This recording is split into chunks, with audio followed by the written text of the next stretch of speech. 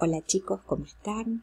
Bueno, les dejo este pequeño videíto como para que puedan ayudarse junto con los apuntes a conocer un poquito más de las funciones oxigenadas, especialmente los alcoholes. Vamos a observar en esta primera diapositiva, ustedes tienen ahí los alcoholes en sí, primarios, secundarios, terciarios. Cuando nos referimos a los alcoholes, pensamos a veces solamente en el alcohol etílico, el que conocemos como alcohol, pero en realidad son una serie de compuestos. Lo primero que tenemos que hacer es recordar aquella serie homóloga de nuestros alcanos, de los hidrocarburos, ¿se acuerdan? Aquellos que tenían, por ejemplo, el que tenía un solo carbono se denominaba metano, el de 2 carbonos etano, el de 3 propano, el de 4 butano. Vamos a tomar esa misma terminología, le vamos a cambiar la terminación por ol. Entonces vamos a tener una serie de alcoholes, que también va a ser homóloga. Se refería a homólogo a que se iba pasando de un compuesto al otro por el aumento en un carbono hidrógeno 2. Acá va a ocurrir lo mismo. Ahora, los alcoholes se caracterizan por tener en su estructura un grupo oxidrilo. Este grupo oxidrilo o el OH ayuda a que nosotros nos demos cuenta que en este caso tenemos una función y que esa función se llama alcohol. Cada vez que nosotros veamos este grupo funcional, vamos a tener en cuenta que esto es un alcohol. En este caso es un alcohol primario porque el grupo funcional está ubicado en un carbono primario, es decir, en alguno de los extremos. Si la cadena fuera más larga, de 3-4 carbonos, el grupo siempre tendría que estar ubicado en el principio o en el final. En este caso se llama etanol. Los alcoholes secundarios se caracterizan por tener el grupo del alcohol en un carbono secundario, o sea, en uno de los del medio. Puede ser el segundo, el tercero, en el caso de que fuera la cadena más larga. Y se nombran de la misma manera que los primarios, nada más que se le coloca un numerito que me va a indicar en qué carbono está ubicado el grupo funcional. Como ustedes verán, este ya no tiene el carbono hidrógeno 2. ¿Por qué? Porque se pasaría en el número de enlaces. Este alcohol secundario se denomina 2-propanol. En los terciarios tiene que haber siempre una ramificación. La ramificación siempre está dada por un grupo metil o etil, pero generalmente es con un grupo metil. Tenemos la ramificación para que este carbono se convierta en un carbono terciario. Por eso decimos que el alcohol es terciario. Y en ese mismo carbono se ubica el grupo oxidrilo. Por lo tanto, esto es un alcohol terciario. Y se denomina 2-metil, por el grupito, 2-propanol. ¿Por qué? Porque la cadena principal es un propanol. Si ustedes se fijan, aquí tenemos la serie de los alcoholes primarios, secundarios y terciarios. El primero es el metanol, en este caso, etanol, propanol, butanol, pentanol. Fíjense que la serie tiene que ver exactamente con los hidrocarburos que vimos allá en la primera unidad.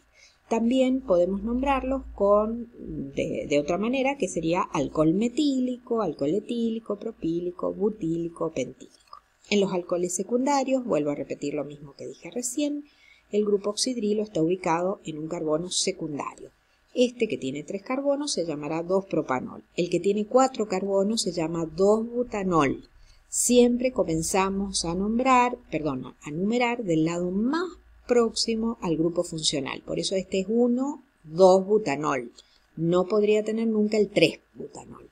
Siempre es 2-butanol. En el caso del pentanol lo puedo tener en el segundo o en el tercero. Entonces puedo tener el 2-pentanol o el 3-pentanol. Y en el caso de los terciarios, lo que expliqué recién, siempre en el mismo lugar donde tengo la ramificación, tengo el grupo oxidrilo. Por eso se convierten en alcoholes terciarios. Lo que les muestro acá son otros tipos de alcoholes, que simplemente los vamos a nombrar y a ver, que son polialcoholes, es decir, alcoholes donde en la misma estructura, en la misma molécula, pueden haber 2 o más grupos alcohólicos. Entonces, por ejemplo, en este que tengo 2 carbonos, vendría del etano, pero en los 2 carbonos tengo grupo del alcohol, se llama etanodiol. Esta terminación diol me está indicando que hay dos grupos alcohólicos.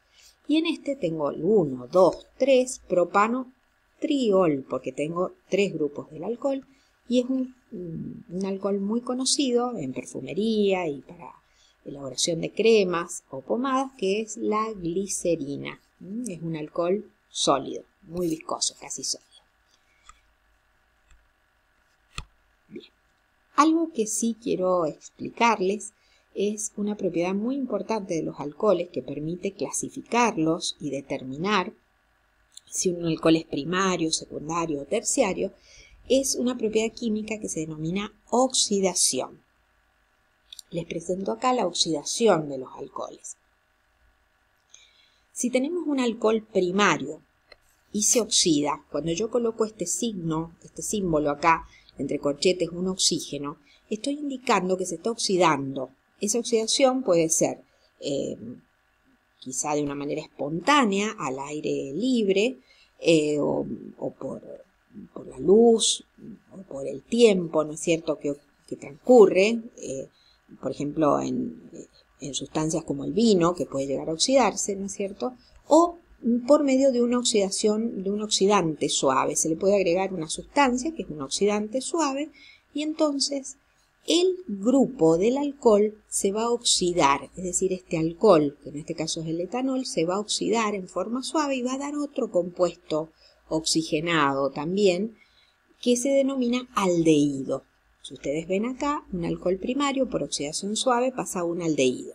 ¿Qué es un aldehído? Es una sustancia oxigenada que tiene, en lugar de tener un grupo del alcohol, tiene un grupo aldehído. Siempre el aldehído es un grupo que va en el último carbono, en un carbono primario también. Por eso es que un alcohol primario, al oxidarse en forma suave, da un aldehído. Fíjense cuál es el grupo funcional. ¿Cómo se nombran? Cambiando la terminación ol por al. Entonces tiene la misma cantidad de átomos de carbono y en lugar de ser etanol se llamará etanal.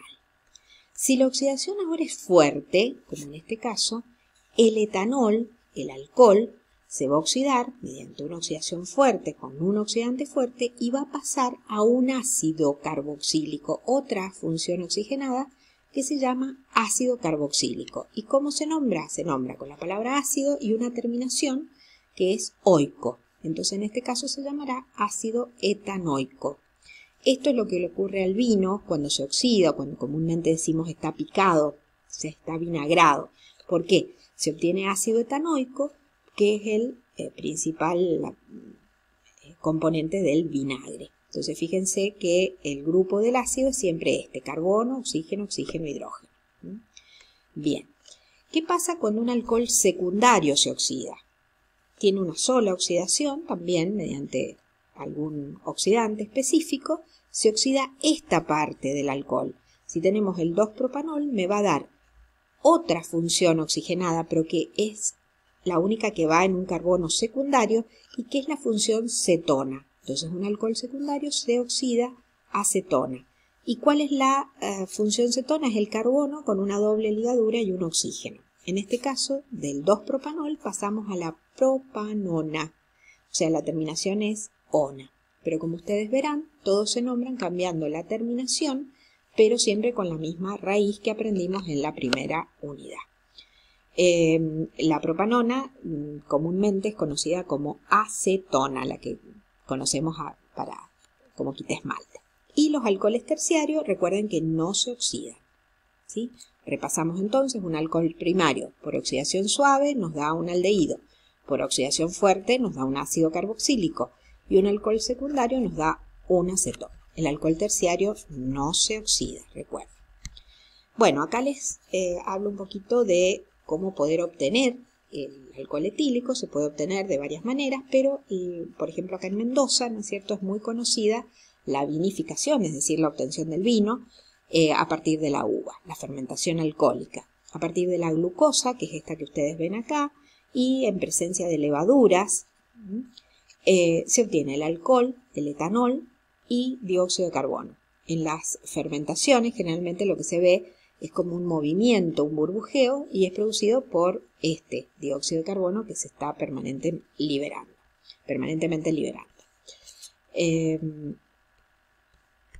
Luego acá les dejo también para que lo puedan observar las clases de alcohol etílico o el etanol que podemos encontrar. Por ejemplo, en la casa normalmente, o si vamos al supermercado o a la farmacia, encontramos el alcohol rectificado. A veces dice eso en la etiqueta. ¿Qué significa? O a veces viene con, en el rótulo dice directamente alcohol de 96 grados. ¿Qué significa eso de 96 grados? Significa que tiene 96 gramos de alcohol y 4 de agua. Es decir, tiene un porcentaje de agua, por eso se llama rectificado. Es decir, se ha destilado y ha quedado un porcentaje de agua. Pero en realidad no altera para nada la función realmente que tiene el alcohol, ¿no? Es el que se usa en medicina y que utilizamos para las bebidas alcohólicas. Cuando se le hace un proceso específico, que es bastante poco económico, y se le saca el agua totalmente, se denomina alcohol absoluto. Y el otro alcohol que podemos llegar a tener, pero siempre partiendo del alcohol etílico, es el desnaturalizado, que es cuando el alcohol etílico por algún motivo es decomisado o no puede ser utilizado ni para bebidas ni para otro tipo de cosas, se lo desnaturaliza agregándole otras sustancias y es el clásico alcohol de quemar. Lo que les presento ahora es cómo calcular la cantidad de alcohol en sangre. Esto lo vamos a ver mejor después, pero quiero que les quede claro que hay una formulita en donde nosotros podemos calcular la cantidad de alcohol en sangre que podemos llegar a tener, de acuerdo al volumen de bebida que hayamos ingerido y teniendo en cuenta la graduación de las bebidas, que es lo que viene en el rótulo de cada bebida. Entonces ahí podemos sacar los gramos que podemos tener en sangre. Y además podemos calcular los gramos teniendo en cuenta el peso de cada uno de nosotros y si es varón o mujer la persona, que no es lo mismo. Tiene un factor de corrección, esta fórmula, que me permite saber qué cantidad de alcohol voy a tener en sangre, por ejemplo, cuando me hacen la clásica prueba, ¿no es cierto?, del alcohol cuando estoy conduciendo. Entonces, eso lo vamos a ver después, una vez que hagamos un trabajito e investiguemos un poco la cantidad de alcohol que pueden tener las bebidas alcohólicas. Si tenemos algunas en la casa, vino, algún licor o fernet, podemos ir anotando y buscando estos datos, a ver qué grado de alcohol tiene cada una de esas bebidas, para luego saber entonces cuál será la cantidad dependiendo de la cantidad que tomemos, ¿no es cierto? La cantidad de alcohol que podamos tener en sangre dependiendo de la cantidad o volumen que hayamos ingerido, nuestro peso y el factor. Bien, espero que les haya sido útil y cualquier cosita me van consultando.